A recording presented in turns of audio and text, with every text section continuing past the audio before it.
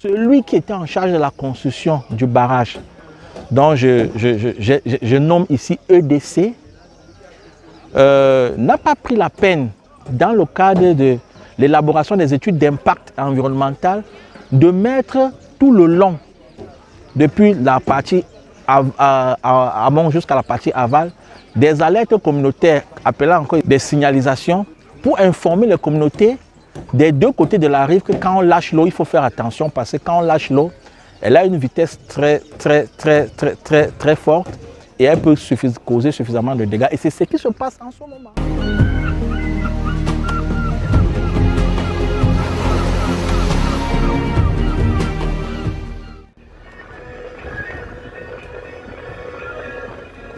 Nous sommes à Nangaïboko, une commune du centre située à 166 km de la ville aux 7 collines, Yaoundé. Le temps ici est une douce caresse pour la peau, un climat tempéré, favorisé par une voisine agréable, la forêt. Mais ce décor de carte postale cache bien mal les dégâts que lui inflige le développement. En effet, non loin de la ville à intervalles réguliers, des douches froides de milliards de mètres cubes sèment la terreur. La flotte provient du barrage de retenue d'eau de Lompanga. Une fois les vannes ouvertes, c'est les villages voisins de Nangaïboko qui boivent la tasse. Rien ne résiste à ces eaux déchaînées. Écosystème, arbres, vie, tout est balayé en un instant. Le barrage de Lompanga nous a vraiment nuit à beaucoup de choses. Parce que tout ce qu'on faisait bien avant, il y a changement, tout a changé. Comme vous, ma fille, vous êtes là. Vous pouvez arriver le soir, à 20h, j'ai déjà de quoi vous faire manger, pas à l'aide de la Sanaga. Maintenant, j'ai même passé toute la nuit d'aujourd'hui à la Sanaga pour pouvoir trouver ce que mes fils viendront manger. Jusqu'à ce matin, je n'ai pas pu avoir même 2 ou 3 poissons. Notre voyage commence ici. Au départ, pour allier la zone sinistrée, 90 km nous y séparent. Il nous faudra en moyenne 4 heures, accentuées par le mauvais état de la route qui impose la pédale douce et l'allure prudente. À défaut du tracé terrestre, il y a aussi l'option de la voie maritime.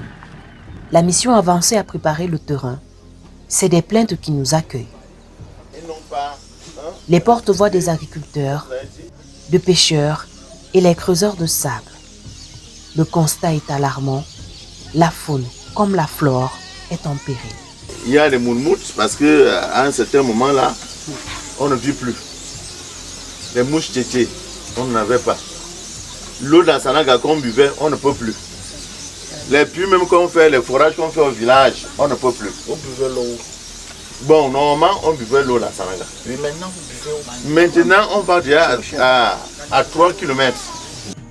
Mon activité du sable et Lompanga, ça a diminué toutes les capacités que je faisais. Ça a diminué la clientèle. Ça a diminué mes éléments parce que ça m'a multiplié le travail. Je prenais le sable à quelques mètres, je mettais ça au débarcadère ici. Maintenant, je prends le sable à des centaines de mètres. Arrivé, je commence à retransporter dans les seaux pour mettre au moins à 15 mètres de l'eau.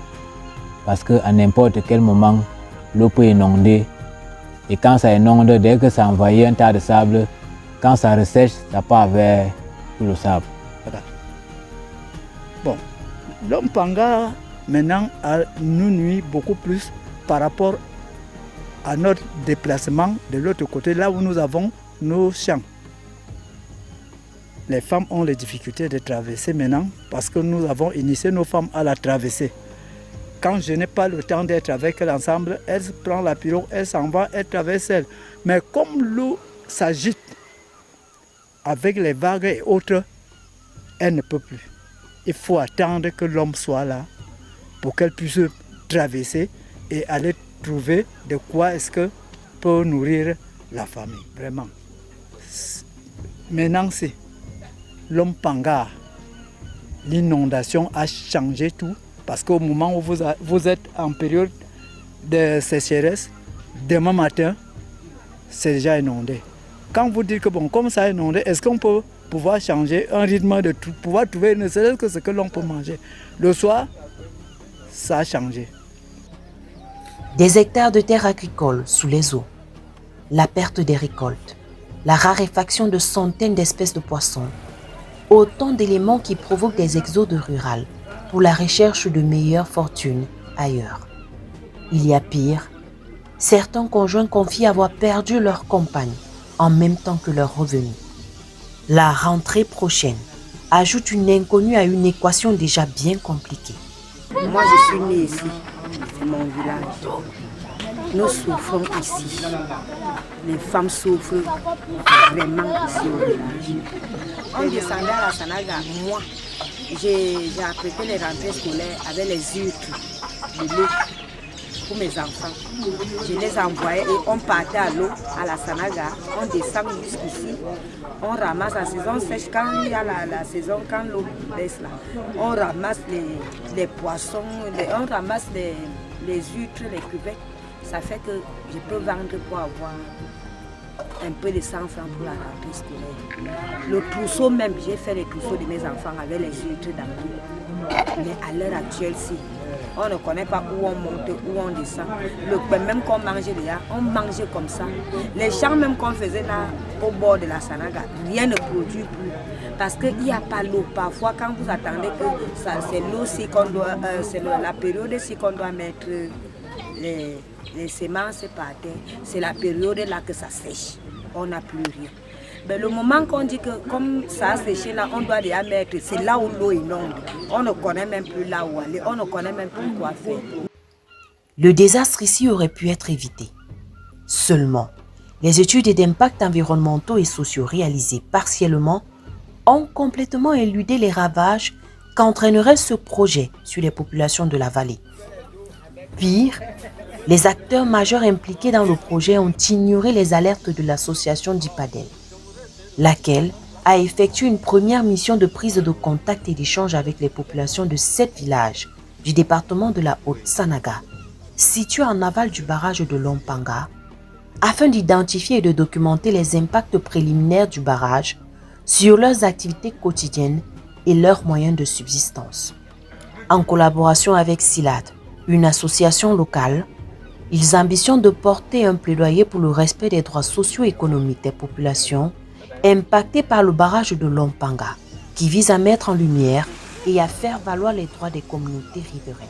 Lorsque nous sommes sur le terrain ou lorsque nous avions mené des études ou des visites sur le terrain, nous avions donc constaté que des pêcheurs, des sableurs, des agriculteurs, des femmes sont tellement impactés par le projet de l'Ompanga.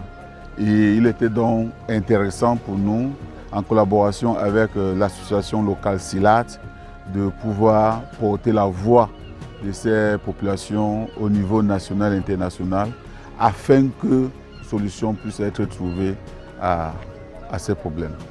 Nous partageons le voyage auprès d'un consultant qui explique en ces termes ce qui doit être fait pour régler le problème.